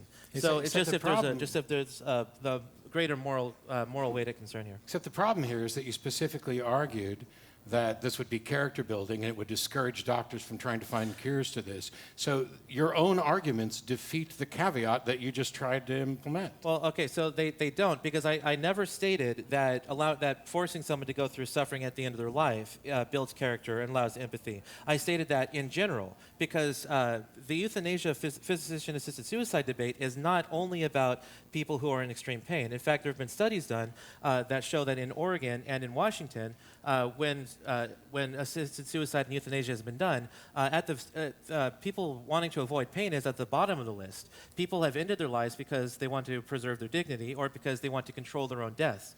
So arguing from extreme pain is actually a very, very rare extreme situation, and it could be the case in those situations that it might be permissible to end their life because there's a greater moral weight concerning us here. And so my position does not necessarily commit me to saying that it's never absolutely permissible to end a life if there's suffering and that suffering cannot be eased. Next question. Hi, my name is Thomas Cheevers. First thing I want to say is thank you both for talking about this subject. Thanks. It is very sensitive. I know a lot of people here are probably emotionally charged. I myself lost my aunt-in-law to breast cancer, so it's a very relevant topic, and I thank you both for doing it. Thank you. My question is for Matt. And you've mentioned human rights several times. My question is, how do you determine what is our human right? Would you say it's subjective or objective? Because my concern is if it's subjective, then what's to stop us from going down a slippery slope to fall into another Stalin situation? Yeah, so there's a whole secondary subject which kind of undergirds this for both of us, which Clinton's alluded to, which is morality and moral responsibility and stuff like this. This is inextricably tied to rights. And I don't want to avoid the question. If you're really interested, you can Google superiority of secular morality, which is a full exposition of how and why I determine these things, or what I think is the best. I'm a proponent of objective moral values. In the sense that we are physical beings in a physical universe, and the laws of the universe dictate the consequences of our actions, and that the consequences of our actions are what we are evaluating when we're evaluating whether something is good or bad. I'm pretty much in line with Sam Harris with regard to well-being as a standard. That doesn't mean we know everything about well-being. This is still a process of discovery. But what it means is if your subjective opinion is that lopping off people's heads increases well-being, you are just wrong. We know enough about this. Are there still issues that we don't know enough about? Absolutely. But I find it frustrating that we're not going to get to the bigger issues that are coming down the pipe because we're still kind of treading water over some of these others. You can have your own subjective assessment of what is right or wrong. That doesn't mean that you are in fact correct. You might be. This is why the only thing that is subjective about my entire model is the foundation of well-being. That we have to make a subjective assessment that we are going to care about well-being. And as soon as we do that, the assessments can be made independent of individual opinion. Something either is factually demonstrable as benefiting our well-being, or detracting from it, or neutral. Next question. Thank you. You made a case in the beginning with 4 anecdotes. And my husband just gave you one of his anecdotes, and I can give you another. My mother's half paralyzed. She has dementia. She's been hanging on for a year or 2 and not even able to move anywhere. She would like to die, but the law doesn't allow her to die. And so, how do you make decisions for other people and their doctors, people you know nothing about? We could argue a million more. You think it's an extreme case that people are in pain, or that medication won't help? There's many more than that. How can you decide for them what is right for them and their family? Well, again, I told those anecdotes to hopefully help people understand that I'm not a monster. I'm not up here trying to say that I want people to suffer. That's not what I'm doing at all. I tried to illustrate that I myself am perfectly well acquainted with suffering. In fact, I lost an uncle just a few days before I came out here. That changed my travel plans entirely because of the whole situation. And so I ended up having to take a train out here instead of driving due to some unforeseen circumstances. So I'm not up here as some unfeeling, uncaring person. I do care about these people, and I think that we should absolutely do everything ethical that we can to preserve these people's lives. And so, it might be the case then that we're making decisions for other people, but doctors and lawyers and judges do that for us all the time. It's something that we've entrusted to them as judges and lawyers and doctors. And so it's not out of the question then for a doctor to say, well, I'm very sorry about your situation. It's obviously very tough for you. How can we make you as comfortable as possible? But not going so far as to say that I think it would be the right thing to do to kill you. I want to kind of jump in on that for 1 second. This problem that we've had of distinguishing between a legal right and a natural right, or I guess not a problem of distinguishing between it, it's that I don't care about. My concern is about what rights people have, what rights we're going to protect, what legal rights there are. All four of your arguments ultimately address whether or not something is moral, whether it falls in line with a natural right. And so the thing is, we both agreed, and I heard you say something along these lines, I think we agree, that we don't legislate merely on the bounds of morality. There are things that are immoral which are not illegal, and which I would hope that we would both oppose making illegal. Like, right. It may be immoral to lie in some circumstances, but I don't think we'd want to legislate that. Right. My only concern is about what is legally permissible. And when people push back on this, your responses are all about what's morally permissible. If we're not going to legislate merely on the basis of morality, and you're going to agree that there are circumstances, extreme in your view or otherwise, where a legal right's protected, then it seems that we agree that we should in fact have a legal right to kill ourselves and determine our own death. It's just that we disagree on whether or not it's moral and how it should or shouldn't be implemented. Okay, so I need to make a clarification here, in that I wouldn't say that we shouldn't legislate based on morality, because I don't think it's possible not to legislate based on morality. Every law that we have is based on somebody's morality. And so if we legalize euthanasia or physician-assisted suicide, that's going to legislate based on the morality of a certain subsection of America. And if we leave those acts illegal, it's going to legislate based on the morality of the different subsection of that. And so no matter which position we come down on, it's going to be legislating based on someone's morality. But I agree in that what is legal is not necessarily moral, what is moral is not necessarily legal. So it just depends on your decision of what is the role of government, what are the role of laws. And so whatever you come to, whatever conclusion you come to on those questions are probably going to dictate whether or not you believe that we should be making these acts legal or keeping them illegal. I would say there's plenty of laws that aren't tied to people's view of morality without like extending way down a, but anyway, I'm going to take questions. We have an online question. Okay. Online question is, along these same lines, comes from Jake out of Illinois. And he asks to Matt, if you can euthanize your cat, please explain to me why it is that I can't euthanize my father, who has been an Alzheimer's patient for 12 years, 6 years without being able to feed himself, clean himself, change himself. He's bedridden and he's catatonic. Because your father has rights under the law that the cat doesn't. No, hold on, this question's not. It's done. And the question he gets to is, the question is, if the cat, should we, basically his gist is, should we simply wait for cats' rights to evolve so that he has the same rights as my father that's laying in bed? So wait for the recording to come out, go back and listen to what I said in the opening, that I recognize that there was a consent difference here in this particular analogy, and I think that there are in fact good arguments for it, and that a cat can't necessarily process and communicate things like this and know what's better, in the same way that sometimes parents make decisions about infants because the infant can't do this. At the end of the day, though, each individual gets to decide for themselves. Your father has rights. Your father has rights that cats don't, and the parents of an infant are in a state of guardianship over that infant that you may not be with respect to your father.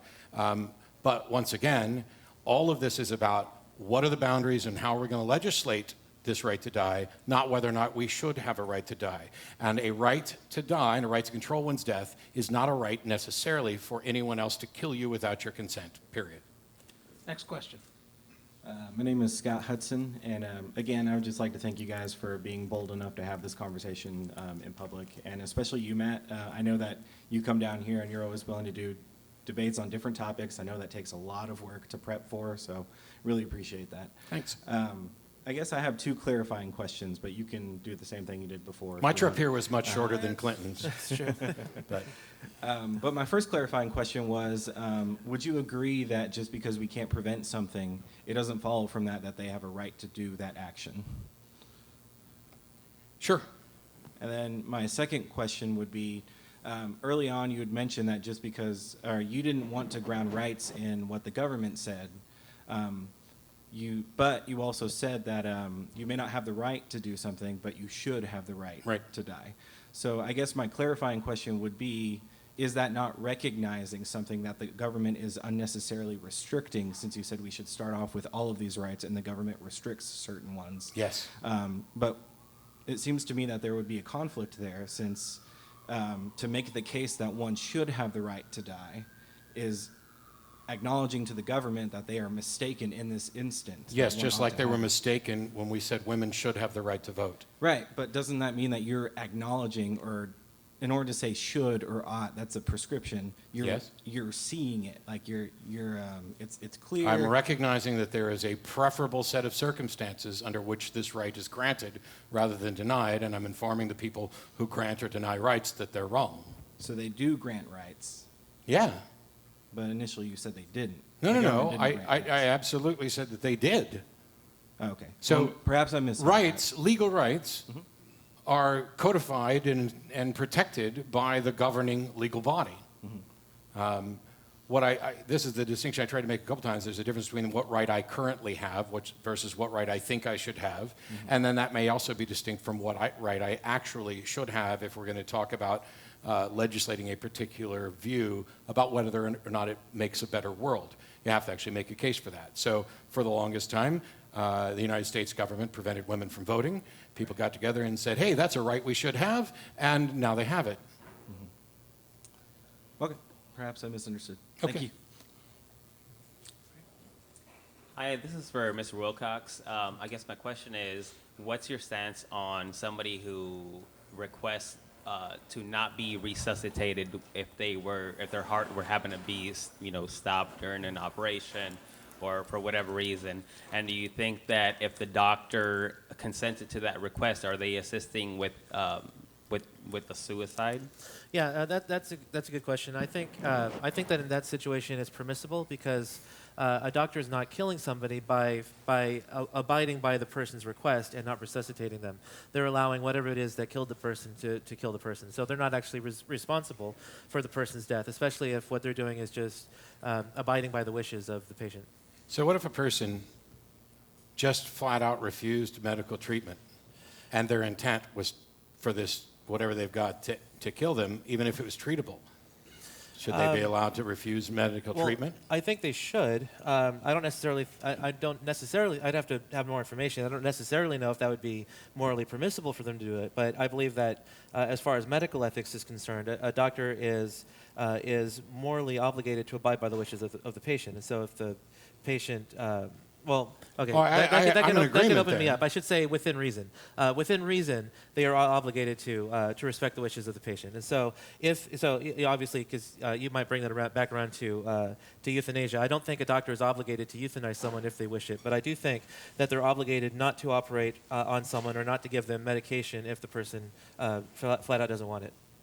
Sure, I'm just talking about somebody who refuses to go to the doctor because they'd rather die. Well, yeah, I think. I mean, if it's a suicidal act, I would think that it's still morally impermissible for that person. But I don't think the doctor's obviously not doing anything wrong. Yeah, I wasn't so I think concerned the person, about the doctor.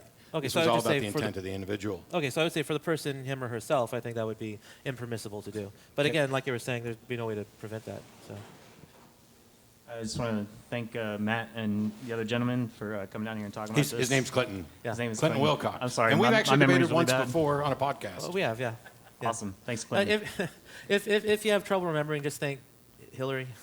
She's been in the public consciousness. maybe not. I'm not a Hillary supporter, but I'm just saying for your own mnemonic Well, device. that Sure. explains it. Oh. No, I'm kidding. Right. Maybe I shouldn't say that publicly. Well, in your opening remarks, you made mention of pragmatic arguments, which would definitely have to have something salient towards objective reality, something we can measure, without appealing to the supernatural or something that is, somebody's feeling or what they interpreted in a book. Something that we can actually put our hands and fingers into and say, hey, this is the demonstrable outcome of a certain action, right? So my question is, in regards to your views on suffering, what is the mechanism that we use to determine how much suffering is necessary or good? Where's that line? Where do you determine, okay, we can have up to this much suffering and that's beneficial to society, and anything above and beyond that point or below that point would actually detract from societal health?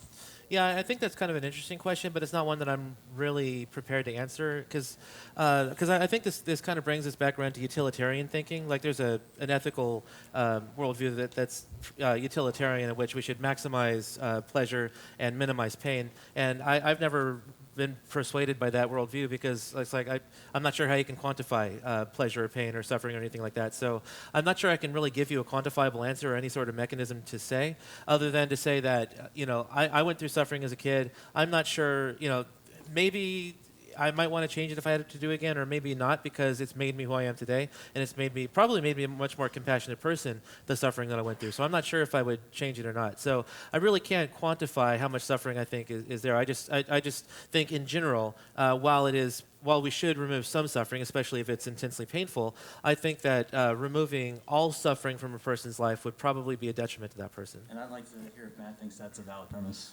Probably not. I'm not in complete disagreement, but I will say this. I'm not convinced with this assertion or belief that removing all suffering would be harmful, because I think it's based on a flawed premise that there's a benefit to suffering because it teaches us about how to deal with similar problems in the future.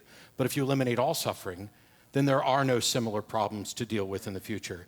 And so even though I don't think a utopia is possible, if in fact a utopia where there was no suffering were possible, I don't think that one could use we need to add some suffering here to teach people how to deal with suffering because we've now got a society where there's not suffering. So I think there's a flaw in there, but we're still talking about fantasy land either way. And so my view is let's eliminate as much suffering as we can with the understanding that we're probably never likely to get rid of all of it. I'm not ever going to I'm not going to walk into a cancer ward and tell people what you're doing is character building for you or your family, so soldier on. I couldn't possibly do that. Do you think that we could actually reach back in our cultural memories and actually synthesize those scenarios so that we could stimulate those sort of No, I think by the time you responses to get that? I think by the time you get to that utopian state, there is no cultural memory of this. That would have to go away. It'd have to be. It couldn't even be any memories of suffering or anybody who had suffered. Guys, we got time for 3 more questions, okay? And then we're going to be done. I think it's over here. Okay. So first of all, a statement. I don't want either of y'all in the room with me when I'm making end-of-life decisions. No offense, but that's going to be. I'd rather not be personal. there, but Thank I you. will respect whatever your wishes are. So Clinton, question for you. You're getting a lot of these, I understand. Oh, that's all right. Is there a scenario that you can articulate where suicide is legally and morally permissible? Um, I can think of a few where you would say yes, but well, I guess it depends on how you would. Is my mic on? Are you hearing me? Okay. I guess it would depend on how you define suicide, because I don't think everything we necessarily think of as suicide is necessarily suicide. For example, in Matt's opening. Well, because, for example, in Matt's opening constructive, he talked about someone sacrificing their own life. And so I don't think sacrificing your own life is an act of suicide, because you're working to benefit, you're working toward the good of another person to keep that person alive. And so you're sacrificing, so that the good of your action is being, the bad of the action of your losing your life is, number one, you're not responsible for your own loss of life. And number two, your loss of life is being outweighed by the fact that you are saving somebody else's life. So that the two balance out. How are you not responsible for it if you made the decision and took the action? Because the person who's trying to kill the person that you're sacrificing for is the one who's morally responsible. You're not morally responsible for your own loss of life in that case. You're not morally responsible. You're responsible in the sense that... My kid's in front of a bus and I push him out of the way, sacrificing myself. I took the action knowing I would die. You're responsible in the sense that you caused it, but you're not morally responsible in that you're not morally culpable for doing so. It would be the distinction I would make. In that case. And the reason I'm not morally culpable is because I'm doing it to save somebody else's life. Yeah. So if I'm in my deathbed and my kids are going broke and are miserable because they're trying to deal with my suffering, then wanting to end my life to improve theirs would be an analogous situation in which even under what you just said, I wouldn't be morally culpable.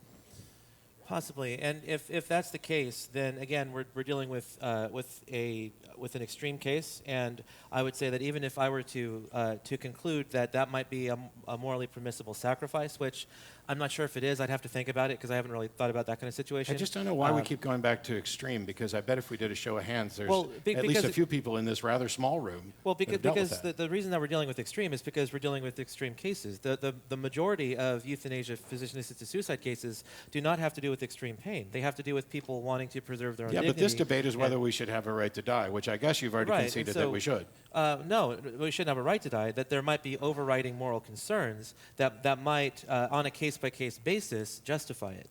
But the thing is that most cases of euthanasia are not due to pain or extreme pain.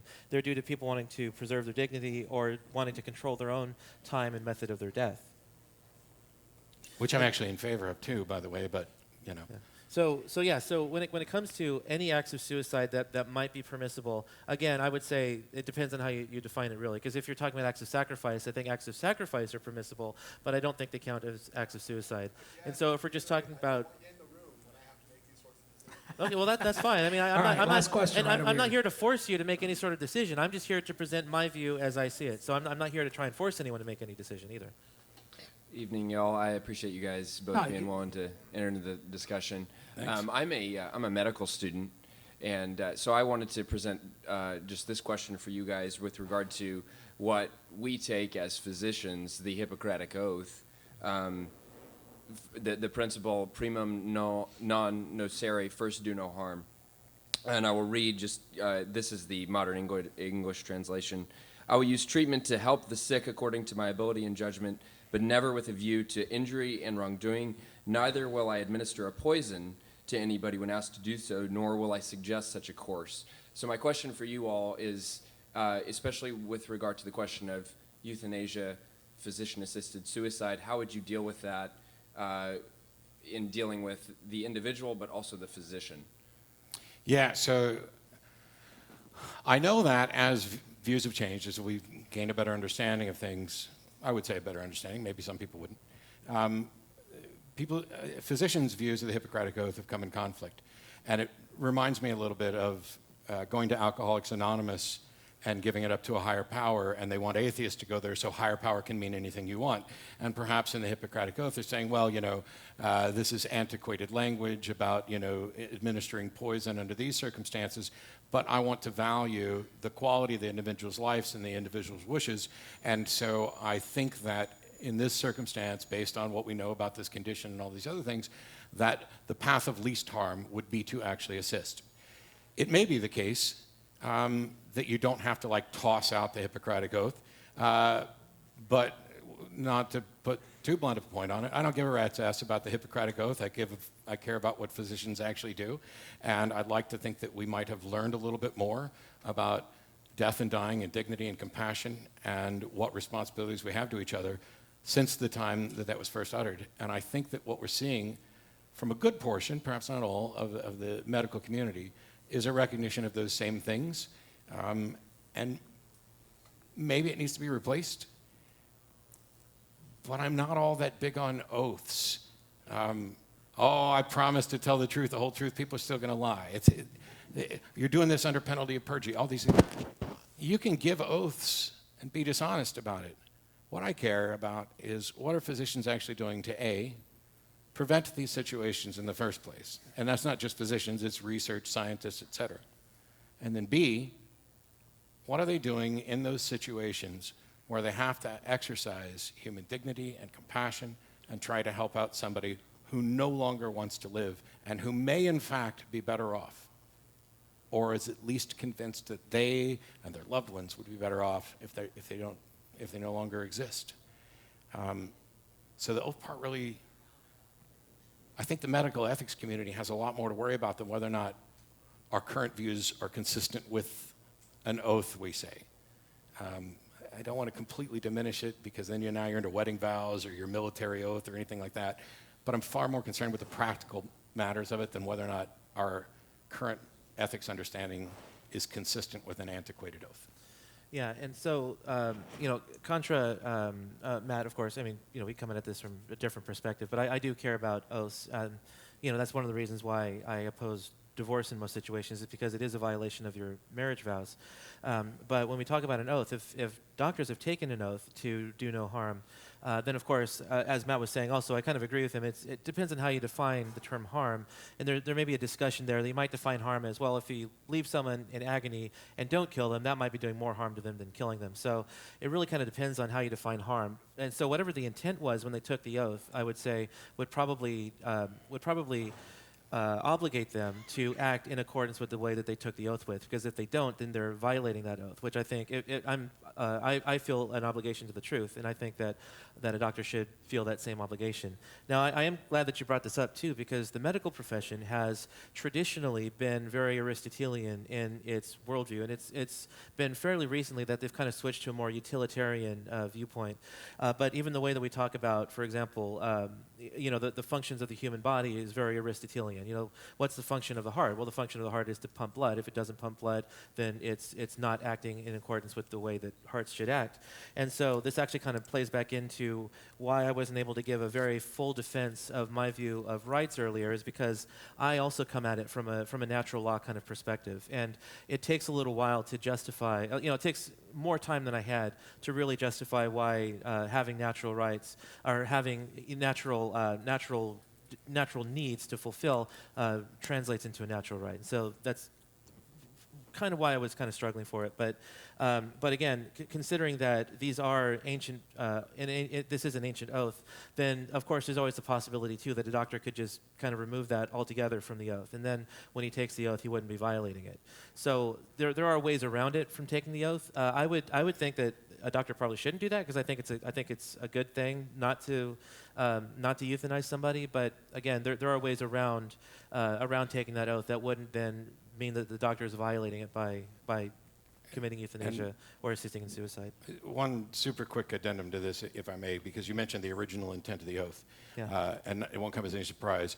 I don't care what the original intent of the oath is. I don't care what the original intent of the founders was, because I'm not bound to the idea that we figured everything out in antiquity and are stuck with it. I think we can grow and learn from that.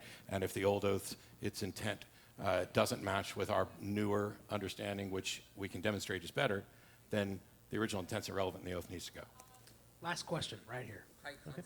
yeah. Hello. In one of your examples, you said that there was a person with 6 months and terminal cancer, and their suicide pills would be actually cheaper, so the insurance company would go that route, so that would discourage cures. However, if our society is a pay-to-play one where people who don't get the insurance support that they need will perish, how would you respond to the idea that people's right to die is actually granted by people who are denying them insurance coverage, except they're not in control of it, and actually they just don't get the help they need? Could you maybe, I'm not sure what your question was. Could you just kind of, in a nutshell, what, because you're asking about the person whose medical insurance would have provided suicide pills, but not the chemotherapy that he needed for treatment. Yes, my statement is, though, by denying them the adequate coverage that they required for the cure, how would that actually, inhibit the search for the cure if you were to give them the control in those final times? Okay, yeah, because I did mention that during that part also, but I may have gone past it pretty quickly. But basically, if it's cheaper and easier to just prescribe suicide pills than to work toward a cure, then it disincentivizes doctors and scientists from working toward finding that cure. Now, that doesn't necessarily mean that they won't find a cure or that they won't work toward it. My argument is just simply that it severely lessens the incentive to look for a cure. Oh, I'm sorry. So first of all, maybe there's not a cure. Can't make decisions on what might happen, might or might not happen. But I don't understand, there's lots of diseases out there, and there's lots of people actively working towards cures and treatments. And they're profitable. irrespective of whether or not we grant people a right to choose how they die. So I really don't see how this could significantly impact. It's not like research groups are going to sit out there and go, you know what, now that people can kill themselves, I guess we should just stop looking for a cure for cancer. That just seems preposterous to me, because first of all, not everybody's going to make that particular choice, even if the option's available to them. Second of all, those people who are doing the research are potentially victims of that same disease, and they may not want to have to kill themselves. And then there's Nobel Prizes and research grants and the mountains of money that people can make off of the treatment, which may make it so that there are fewer cases where people want to end their life, and potentially more money for the drug company. So I don't know how this, allowing people the choice and protecting their right to end their life, has any likelihood of seriously limiting research in an area. Well, again, of course, finding a cure for these kind of diseases might make money for the companies, but we also have to remember that they have to put a lot of money into it in order to make that money out. And so there's the possibility that that they might deem it not worth the money, at least at the moment. And so my argument was not that they definitely will not look for a cure. My argument was simply that it disincentivizes looking for a cure. And I'm not even necessarily talking about cancer, but there might be other fatal diseases, or even non-fatal diseases that they might not. And so that's simply my argument, because in this case with Randy Stroop, they didn't even try to save his life. They weren't going to pay for his chemotherapy treatment that he needed, but they were going to pay for his suicide pills, because they deemed chemotherapy too expensive to do and not worth the expense. And so that's simply my argument, is that it disincentivizes, not that they definitely won't try to find a cure. Sorry, the thing was, if they couldn't afford him in the first place, and he was not gonna do anything towards getting research for the cure, they're just gonna drop him off, then I think it's just a very unfortunate case. Thank you. All right, Okay, thanks. This is closing arguments. So, guys, keep it short. Oh, I didn't know we got Let's go ahead. closing Yeah, arguments. Okay. it's closing arguments. You Okay. guys can make your case, and then we'll wrap up. Okay. Do you want me to go first? Or All right, you should probably get the last word. I didn't even know we were doing closing arguments. Oh, yeah, I didn't either. So, yeah. I don't know that I actually have a lot to add that hasn't been said. I think it's clear my concern is about what legal rights we're going to grant and protect to individuals, because what we do in those terms affects the quality of people's life while they're actually living it. If you live in the sort of society where you know that you have an option that doesn't obligate you to take a particular option, I can own a gun, I don't have to own a gun. I can own a gun and not use it in a particular way. I'm 48. I don't spend a lot of time worrying about my death. I hope that I never spend a lot of time worrying about my death. I hope that I spend the bulk of my life focused on living it and doing what I can to make the world better for myself and for others. One of the things that allows me to not have to spend a lot of time focusing on that is knowing that we live in a society where if I reach the stage where I am convinced that I no longer want to be here, and I'm of sound mind, and I have support of medical experts, and I have a diagnosis, that at least under that circumstance, I don't have to worry about my last days and months being spent in personal misery, in pain and anguish, and in watching the pain and anguish on the faces of my family and friends of potentially the number one reason Americans go bankrupt is medical bills. I'd rather not bankrupt my entire family. Knowing that I live in a world, in a country, where that right is protected makes it a lot easier for me to spend every single day not focused on what's going to happen at the end of my life, and allows me to focus on fixing even more problems now. Okay. Oh, yeah.